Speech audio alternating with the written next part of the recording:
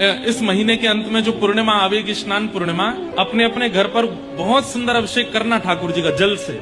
स्नान पूर्णिमा के दिन महाप्रभु जगन्नाथ जी का जलाभिषेक होता है। वह जगन्नाथ जी का जन्मोत्सव भी माना जाता है। जगन्नाथ जी उसी दिन प्रकट हुए थे। दूध, घी, दही, पंचामृत नहीं, जलाभिषेक। जल कैसे हो थोड़ा सा बता देता हूँ। अब हमारे वृंदावन आगरा की यमुना जी जल तो है, लेकिन आपको कहीं पता हो जहाँ पर थोड़ा जल स्वच्छ है, वहाँ जाइएगा।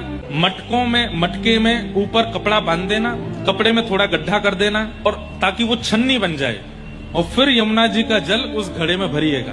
तो जो भी गंदगी होगी वो उस कपड़े से बाहर रह जाएगी, पानी भीतर आ जाएगा, जल भीतर आ जाएगा। 2-4 घड़े भर लेना।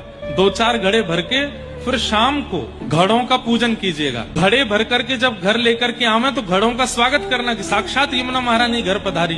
घड़ों के ऊपर स्वस्तिक बनाना, खूब सुंदर चंदन से, रोली से सुंदर सुंदर आकृति बनाना।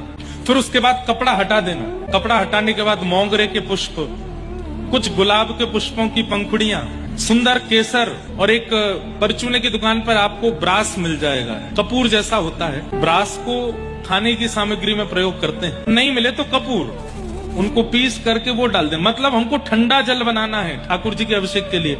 ये स्नान पूर्णिमा से एक दिन पहले की क्रिया बता रहे हैं हम। और वो सारी सामग्री मिलाना, उसके बाद उसमें इलायची पीस करके थोड़ी डाल देना, खूब सुंदर उसको ठंडा जल बना देना, थोड़ी खस डाल देना। उसके बाद उन घड़ों को बढ़िया सुंदर आसन लगा करके विराजमान करना, उनका पूजन करना। यमुना जी हैं, एसी या कूलर रात्रि में चलने देना। रात में श्री ठाकुर जी का, यमुना जी का रास विहार होगा। रात भर ठाकुर जी के पास रखे रहने देना। अगले दिन सुबह खूब सुंदर बड़ी परात लेना।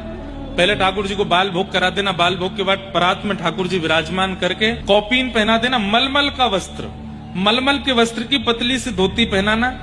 एक कोई माला, बस चंदन की माला हो तो बहुत अच्छी, चंदन की माला ठाकुर जी के गले में, या फिर मेवाओं की माला, या फिर अंगूरों की माला ठाकुर जी के गले पे पहना देना। उसके बाद चंदन घिस करके ठाकुर जी के सर्वांगीण अंग पे लगा के श्री यमुना जी का जल लेके आना। ठंडा ठंडा जल जो रखा था रात्रि में, धीरे धीरे सब घर के लोग एक एक करके ठाकुर जी का उससे अभिषेक करना, जलाभिषेक। उसको स्नान पूर्णिमा भी कहते हैं और ज्येष्ठ पूर्णिमा भी कहते हैं। हमारे व्रज साहित्य में कथा आती है कि सब ब्रजवासियों ने गिरिराज पूजन के बाद नंद बाबा से कही, बोले बाबा तुम्हारे लाला ने या व्रज की रक्षा करी है, अब या को व्रजमंडल के काजे राज तिलक कर दो। तो स्नान पूर्णिमा के दिन ठाकुर जी का राज तिलक हुआ था, और उस दिन सब ब्रजवासियों ने मिलकर के ठाकुर जी का जलाभिषेक किया यमुना जी के जल से। इसलिए ये ज्येष्ठ पूर्णिमा, स्नान पूर्णिमा पर ठाकुर जी का जलाभिषेक होता है।